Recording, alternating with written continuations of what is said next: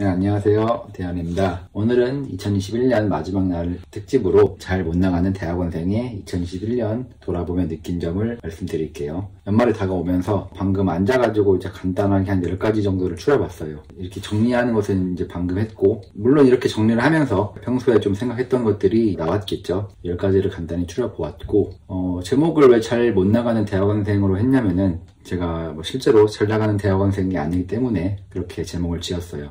물론은 앞으로 이제 지금 하고 있는 것들이 잘 마무리가 되면은 좀 잘 나가는 대학원생으로 바뀔 수 있지만은 일단은 지금까지는 잘 못 나가는 대학원생이기 때문에 그렇게 했습니다. 자, 10가지가 있는데 빠르게 한번 시작해 볼게요. 첫 번째로 말씀드릴 것은 체크포인트가 중요하다. 체크포인트가 뭐냐면은 우리가 어떤 일이 있을 때 그 중간중간에 저장하는 것을 기점을 체크포인트라고 하죠. 예시로 들면은 게임을 할 때 보면은 중간중간에 세이브를 할 수 있는 게 있잖아요. 나중에 이제 라이프를 다 써가지고 죽어도 마지막 세이브 지점부터 이제 진행을 할 수 있는데, 체크포인트가 이제 있으면은 우리가 좀 잘 안 풀려도 그동안 들인 시간들을 통째로 날리진 않겠지만은 이제 체크포인트가 없는 경우는 아무래도 이제 그동안 들인 공에 비해서 우리가 좀 가질 수 있는 것들이 없기 때문에 큰 골이 있어도 중간중간에 체크포인트를 가지는 것이 되게 중요하다고 생각이 듭니다. 제 생각에는 고시 공부가 어려운 이유는 사실은 중간이라는 게 없잖아요. 처음에 시작을 하고 마지막에 이제 골이 있고 그 사이에는 아무것도 없기 때문에, 그러니까 한마디로 보면 체크포인트가 없는 거죠. 그렇기 때문에 되게 어려운 싸움이라고 보고, 반대로 대학원생 같은 경우는 그나마 좀 수월한 게, 물론 박사 졸업이라는 그 골이 있지만은 그래도 중간중간에 논문 실적이라는 그런 체크포인트가 있기 때문에 그나마 제 생각에는 박사과정이 고시 공부보다는 좀 더 낫지 않을까, 그렇게 좀 생각이 듭니다. 어떤 게 더 쉽고 어렵고를 떠나서 0 아니면 1인 그런 고시 공부에 비해서는 그래도 박사과정은 중간중간에 그런 걸어오면서 우리가 세이브할 수 있는 그런 것들이 있잖아요. 실적들이. 그런 면에서는 박사과정이 낫다고 보이는데, 그래도 그 체크포인트를 얻는 것도 어렵죠. 그 논문 한 편을 쓰는 게 그렇게 만만한 것들이 아니기 때문에 어렵습니다. 그래도 중간중간에 이제 지치지 않고 계속 가려면은 체크포인트가 가장 중요하다. 첫 번째로 제가 느낀 거고요. 네, 두 번째는 세상에 당연한 것은 없다. 항상 감사하자, 이거입니다. 타인이 나에게 잘해준다는 것은 어찌 보면 되게 공기처럼 좀 자연스럽게 생각할 수 있는데, 좀 바꿔서 생각을 해보면은 나에게 잘해주는 것을 당연하게 여길 근거가 없어요. 제 생각에는 이제 부모 관계를 제외하고는 저에게 아무 조건 없이 잘해주는 그런 관계는 이제 보통 존재하지 않기 때문에, 다른 사람이 나에게 잘해줄 때 그것을 당연하게 여기지 말고 항상 좀 감사하며 살아야겠다고 생각이 들었습니다. 근데 저도 이제 왜 이런 생각이 요새 많이 들었냐면은, 제가 예전에 학교에 살 때 항상 친구들을 보고 이제 연구실 사람들을 보기 때문에 제 주변 사람들이 저랑 이제 함께 어울리고 저에게 잘해주는 것을 매우 당연하게 생각했어요. 제가 이제 결혼을 하고 타지에서 따로 살게 되면서 학교를 오지만은 학교에서 항상 자고 학교 사람들하고 어울리고 이런 시간이 좀 줄어들다 보니까 약간 한 걸음 좀 밖에서 다시 바라보게 되는 것 같아요. 다른 사람들이 나에게 잘해주던 것이 이게 당연한 것이 아니구나라는 것을 좀 많이 느끼게 되었고, 이런 관계를 유지하려면은 내가 그만큼 좀 잘해야겠다는 그런 생각이 많이 들더라고요. 타인이 나에게 잘해주는 것을 언제까지나 그렇게 잘해줄 거라고 생각하지 말고, 당연한 것도 아니고 거기에 대해서 내가 그만큼 그 이상 잘해줘야겠다고 생각이 들었습니다. 네, 세 번째는 내가 받는 사랑의 총량은 내가 준 사랑의 총량과 비례한다. 이것은 방금 말씀드렸던 2번과 일맥상통하는 이야기인데, 사람이 어떤 것을 받으면은 항상 좀 그 이상을 주도록 노력을 해야 된다고 저도 최근에 많이 느꼈어요. 여기에 대한 좀 에피소드가 있는데, 우리 연구실에 저랑 생일이 똑같은 친구가 한 명 있어요. 근데 올해 초에 그 친구가 제 생일 때 생일 축하 메시지랑 그 다음에 선물을 보내줬어요. 저는 그 선물을 당연한 듯 받고 이렇게 고맙다고 답장만 해줬는데, 생각을 해보니까 생일이 같거든요.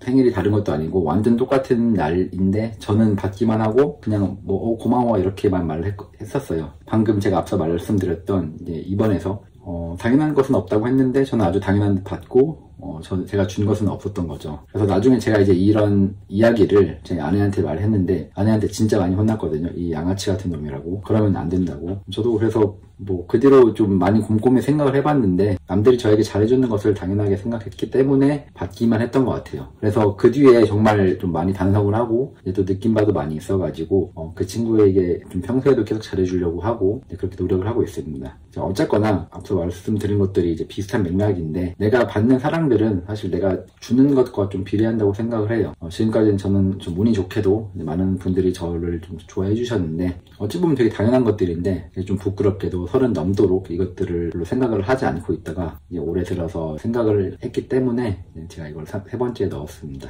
자, 그 다음 네 번째는 나의 가치는 내가 제공하는 가치의 총합이다. 이것도 이제 위에 2번, 3번과 좀 비슷한 맥락인데, 요새는 세상이 이제 무엇이든 좀 공유를 많이 하는 그런 시대이잖아요. 특히 이제 정보 같은 경우는 요새 뭐 구글링을 하면은 다 나오기도 하고, 책도 잘 돼 있고 하기 때문에 내가 혼자 무엇을 알고 있는 것이 중요한 게 아니라 그것을 얼만큼 잘 다른 사람들에게 공유를 할 수 있는지, 좀 그런 시대인 것 같아요. 우리 이제 연구를 하니까 학자로서는 논문이 되게 중요하지만은 논문 이외에도 다른 루트를 통해서 뭐 깃허브이든 아니면은 뭐 개인 뭐 블로그든 혹은 학회든 혹은 뭐 이런 유튜브든 어떤 경우를 통해서든 내가 좀 갖고 있는 것들을 많이 퍼뜨리는 것이 이제 그만큼 나의 가치를 높인다고 생각이 들었습니다. 내가 다른 사람들을 돕다 보면은 순간에는 나에게 돌아오는 것이 이제 하나도 없다고 느껴질 때가 있어요. 사실 저도 그렇게 많이 생각을 하고 있는데, 하지만 다른 한편으로는 내가 다른 사람들을 많이 돕다 보면은 그만큼 이제 나의 가치가 올라가게 되고, 그것들이 간접적으로 나에게 더 많은 기회랑 더 많은 뭐 금전적인 보상을 준다고 생각을 하거든요. 내가 그 분야에서 되게 좀 유명한 사람이 돼가지고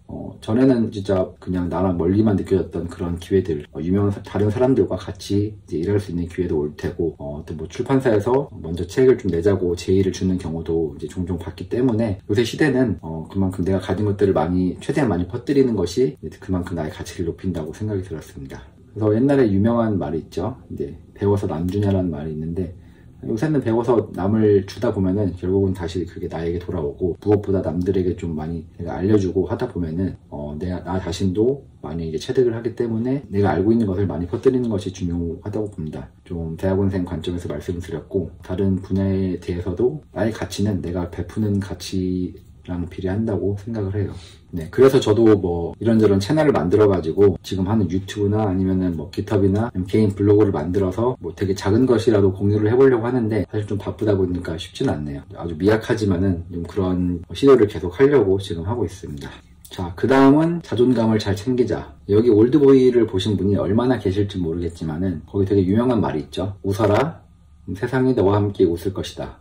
울어라, 너 혼자 울 것이다. 이 올드보이를 보셨다면 이제 이 문구를 기억하실 텐데, 저도 뭐 이 말을 뭐 항상 마음에 품고 있진 않았는데, 이제 올해 들어가지고 좀 많이 떠오르는 그런 계기가 있었어요. 제가 이제 한동안 좀 연구도 잘 안 되고 그냥 뭐 사람들을 만나는 것도 그렇게 좀 즐겁지 않고 이럴 때가 있었거든요. 그때 그냥 혼자 이렇게 되게 좀 다운돼 있고 하다 보니까 오히려 사람들도 저의 눈치를 보기 시작하고, 또 굳이 막 이렇게 말을 걸거나 막 어울리거나 뭐 이러지는 않는 것 같더라고요. 밥도 혼자 먹게 되고, 그냥 혼자 뭐 별로 말 없다가 혼자 집에 가고, 좀 이런 시기가 있었는데, 좀 다행히 그래도 운이 좋아가지고 주변에서 친구들이 먼저 좀 다가와서 말도 걸어주고 이야기도 들어주고 했는데, 느낀 점은 뭐냐면, 내가 만약에 혼자 슬퍼서 막 다운돼 있고 누가 나의 말을 걸어도 그냥 좀 퉁명스럽게 얘기하고 그러면은 어느 누가 나랑 같이 이제 이야기하고 싶겠어요. 나 자신도 되게 즐겁지 않은데 누가 나랑 같이 놀고 하는 것이, 나랑 같이 지내는 것이 즐겁겠어요. 내가 점점 지하로 갈수록, 땅을 파고 들어갈수록 나만 손해라는 것을 이제 깨닫고, 오히려 힘들 때 밝게 있으려고 노력하고 내가 힘든 것을 까발리고 그러려고 제가 노력을 하고 있거든요. 결국은 그런 것들이 다 자존감과 연결되는 것인데, 자존감을 높이기 위해서 가장 쉬운 방법은 제가 볼 때는 운동이에요. 운동이 생각보다 정말 큰 효과가 있어가지고, 단순히 뭐 몸이 좋아지거나 건강해지거나 이런 걸 떠나서 멘탈적으로도 되게 도움이 많이 되거든요. 저는 되게 자존감이 낮고 힘든 시기를 보내는 분들은 운동을 꼭 하기를 좀 추천드릴게요.